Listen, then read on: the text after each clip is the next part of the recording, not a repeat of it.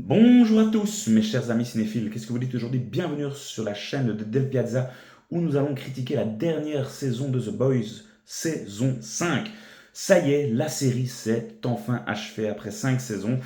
Alors, j'ai jamais eu l'occasion de vous parler sur cette chaîne de cette série parce que ça fait déjà un certain temps qu'elle est lancée quand j'ai commencé à débriefer des séries. Tout simplement, j'ai pas eu l'occasion, j'ai pas eu l'occasion de le faire. Donc, The Boys, c'est vraiment une série que j'ai appris un peu sur le tard pour vous faire un petit peu mon historique avec elle.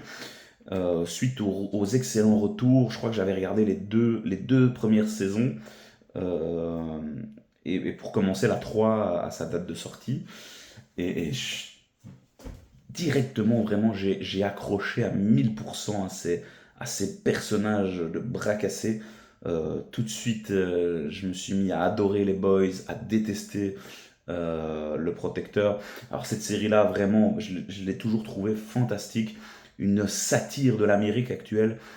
C'est tout simplement sublime. Les nombreuses références, euh, les critiques au capitalisme américain, les critiques envers Donald Trump finalement, qui est incarné par le rôle du protecteur, le racisme, le nazi, enfin tout y passe, tout le monde est critiqué, Disney, enfin c'est vraiment, ça part dans tous les sens.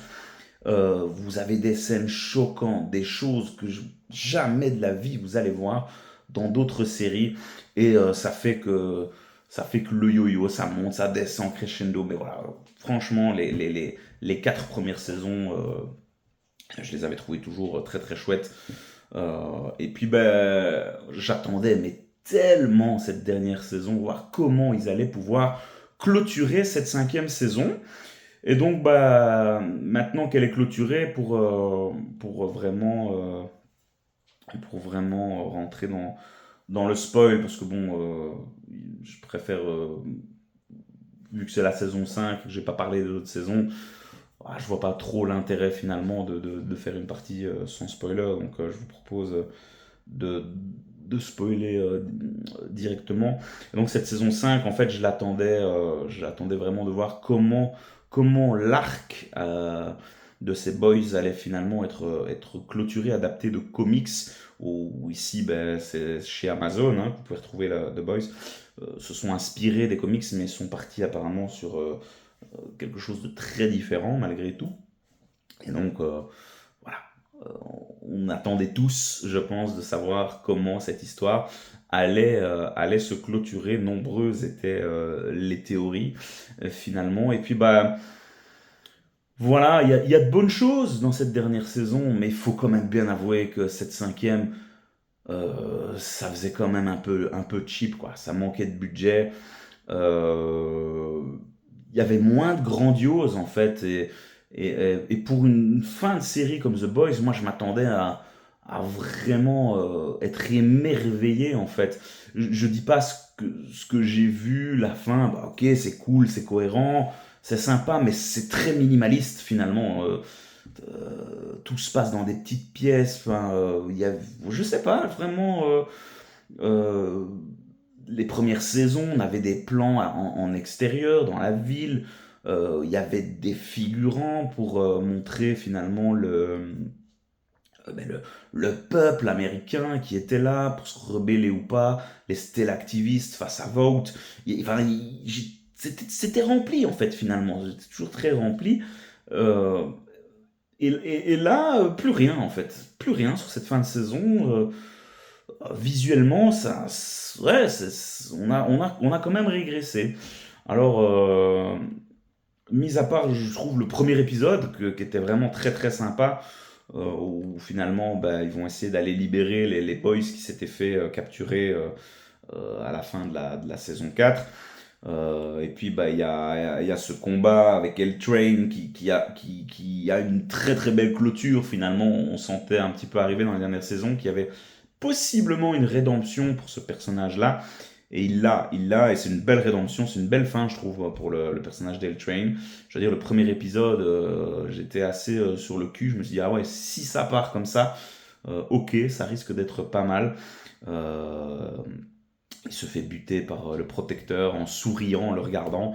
Donc, ouais, une belle fin où finalement, ben, il évite une femme qui traversait la route et ça fait vraiment l'écho avec le début de la série où il avait tué la copine de Yui, Robin.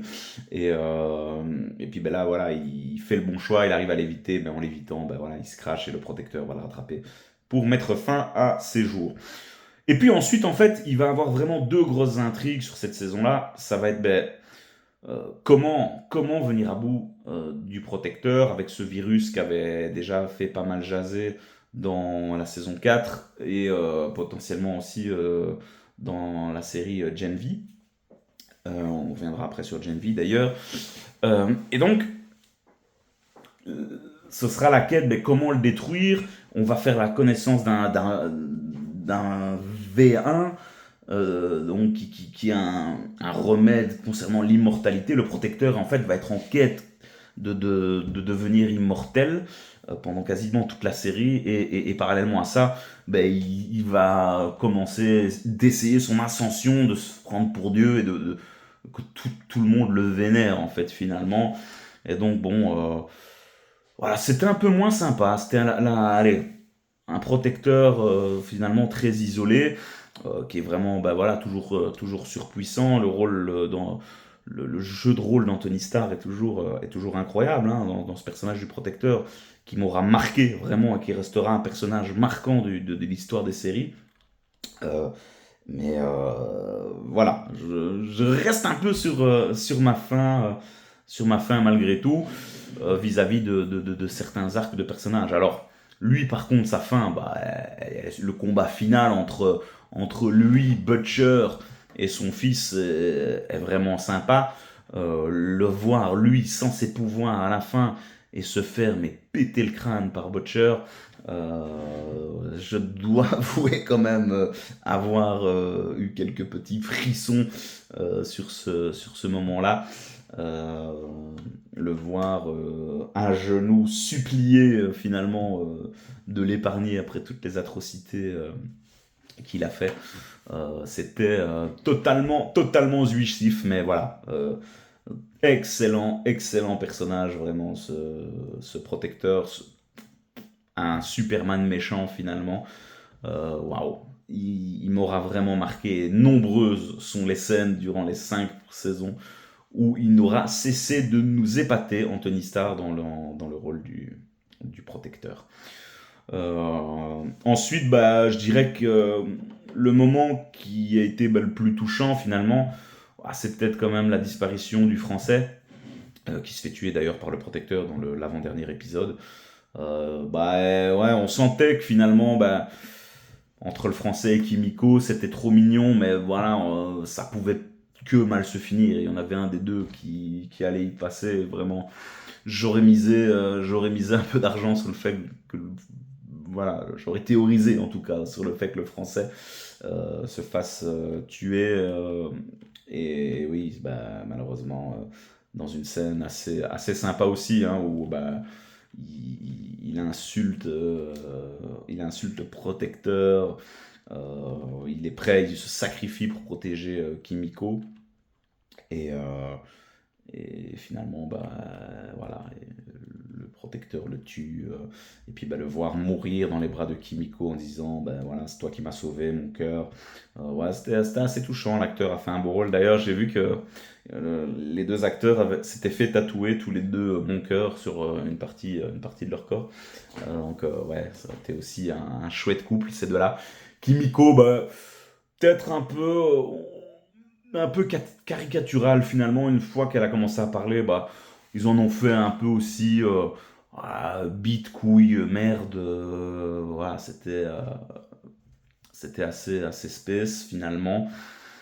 Mais pourquoi pas, bon voilà, c'est de l'humour, pipi caca à The Boys, qui passe toujours assez bien. J'ai été peut-être un petit peu déçu finalement du duo Yui Stella, qui dans cette 5e saison, je les ai trouvés très effacés, ils ont beaucoup moins d'importance. Surtout Stella en fait, qui était à un moment dans la saison 4 ben, le porte-parole vraiment de la résistance face aux protecteurs. Et elle est très effacée, elle fait que douter dans cette série.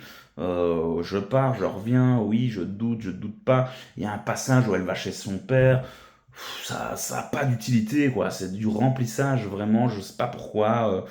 Elle a perdu vraiment de la force dans ses pouvoirs. Enfin, alors que je crois que c'était à la fin de la saison 3 où elle devient sacrément balèze et elle met le petit soldat ou le protecteur KO, je sais plus, mais elle passait vraiment un step au niveau de ses pouvoirs. Et là, elle passe son temps quasiment à se faire défoncer.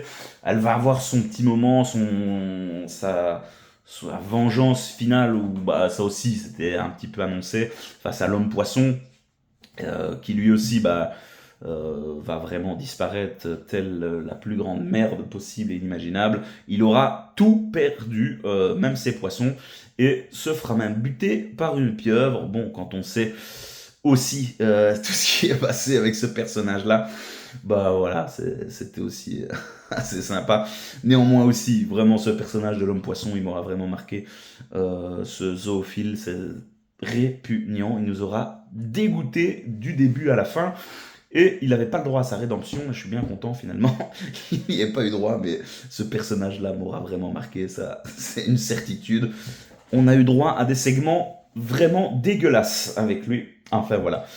Pour en revenir à Stella, par contre, bah, son petit combat, elle a sa vengeance vis-à-vis de lui, de l'homme poisson, bah, sa relation avec Yui, bah, elle est inquiète pour lui, ok. Mais donc voilà, un petit peu déçu finalement. Et Yui, bah aussi, il est là, mais il est un peu moins présent. Il aura vraiment son petit moment en toute fin de série où bah voilà, il va un peu reprendre le lead et ce sera lui qui va finalement arrêter Butcher. On y reviendra après d'ailleurs sur son cas. Mais voilà, être finalement ce figure, ce remplaçant, le petit frère de Butcher. Bah voilà, ouais, un peu moins d'importance finalement pour Yui dans cette saison.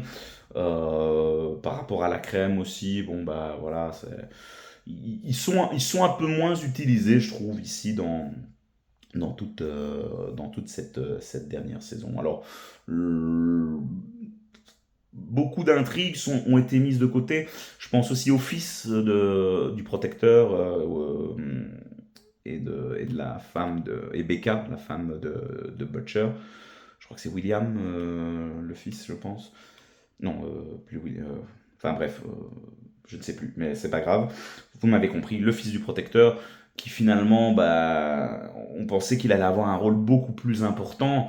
Bah, oui, il revient à la fin et il se bat, il aide finalement les protagonistes à se défaire du protecteur, mais il est très effacé, quoi. Lui aussi, on le voit dans l'épisode 2 ou 3, je pense, où on pense que le protecteur va le buter, mais il est passé à la trappe, alors que avant, il avait tué quand même le personnage de Mallory.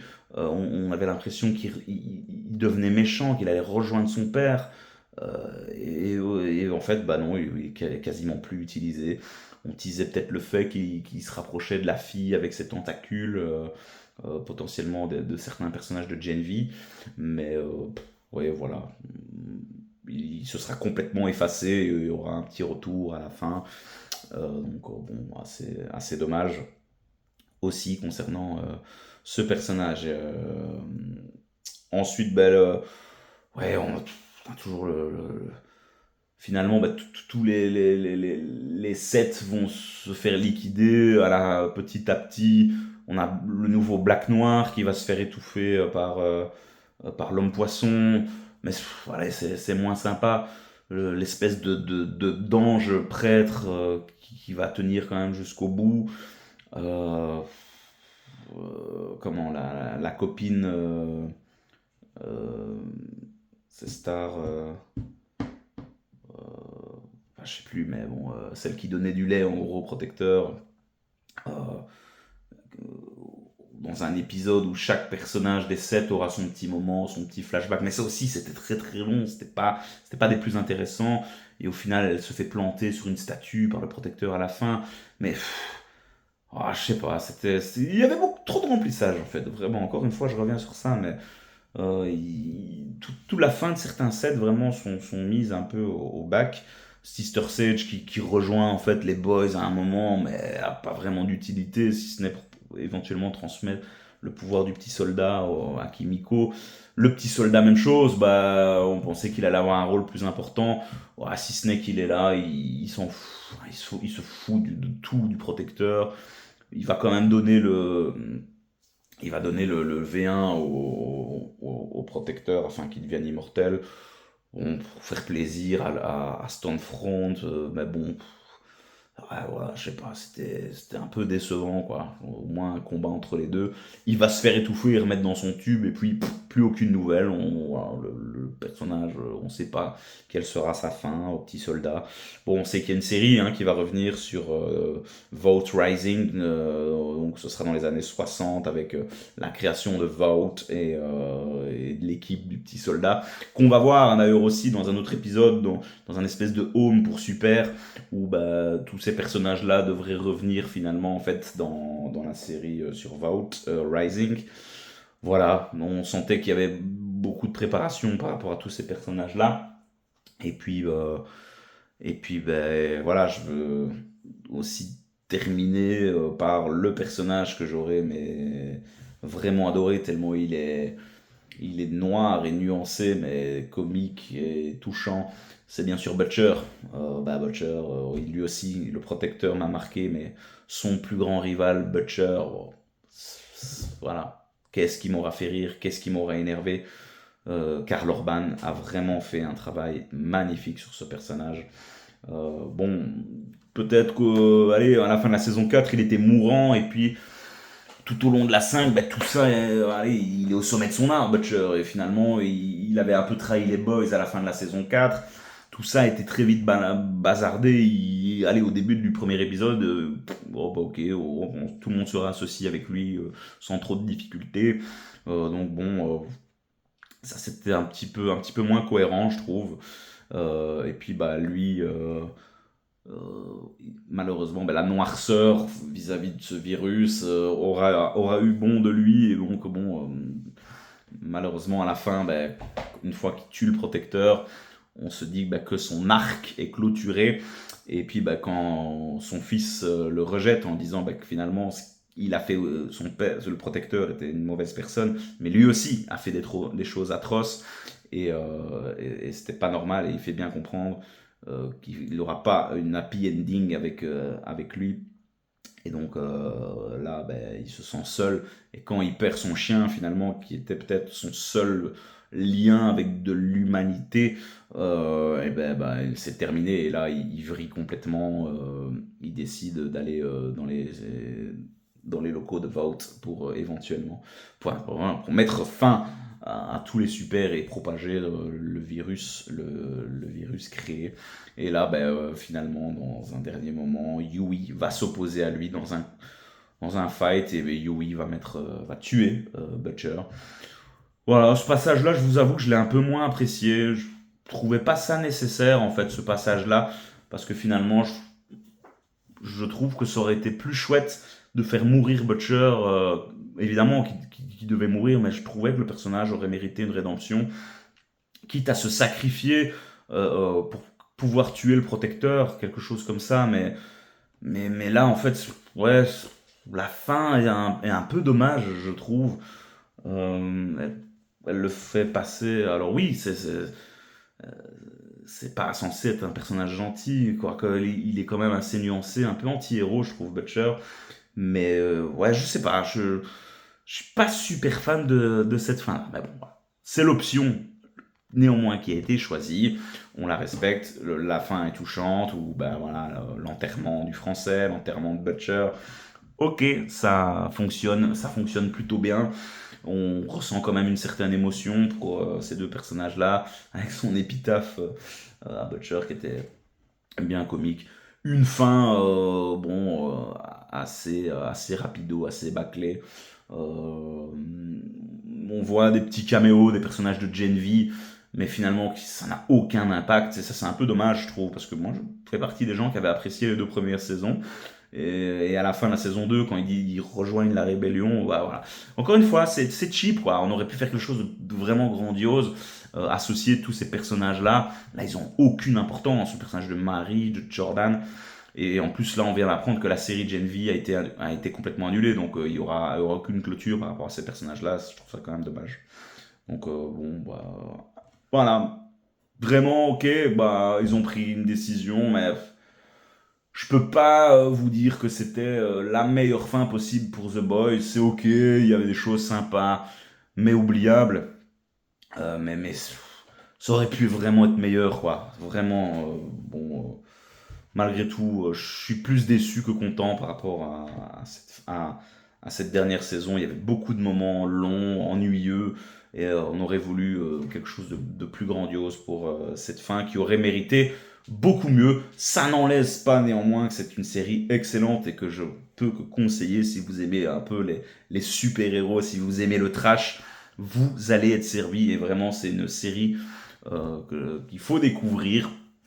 On ne peut que la conseiller et ces personnages sont tellement attachants, vraiment, ça aura été un plaisir de suivre ça, cette série pendant toutes ces années. On suivra bien évidemment la série sur Vote Rising, et il y a d'autres séries au Mexique, un préquel au Mexique si j'ai bien compris. Bon, bah, voilà, on verra ce que tout ça peut donner. Est-ce que vraiment il y a de la place pour un univers avec The Boys? Wait and see, mais voilà, ça n'en restera pas moins. Une série qui m'aura nettement marqué, et les interprétations du protecteur d'Anthony Starr et de Karl Urban en Butcher, vraiment, ça restera gravé pendant très longtemps parmi les personnages les plus forts dans l'univers des séries. Voilà, j'ai fait un peu le tour de ce que je voulais dire par rapport à cette dernière saison de The Boys. Donnez-moi vos avis en commentaire. L'avez-vous aimé? L'avez-vous détesté? J'attends vos retours. Un petit coup de pouce, les amis, ça fait toujours plaisir. Merci d'avoir écouté et suivi cette analyse. On se retrouve très très vite sur la chaîne, les amis, pour critiquer d'autres films et d'autres séries. À très vite. Ciao, ciao.